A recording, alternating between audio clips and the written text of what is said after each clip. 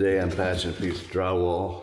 Got to cut out a piece of drywall, put the flaps on the side, 2 inches.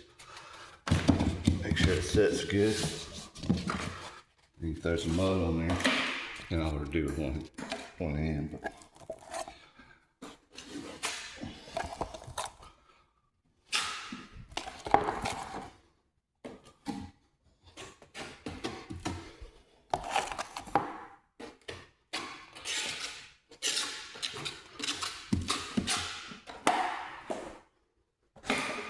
But put mud around the edges. Set it in place. Pull your mud out. Go right back over it.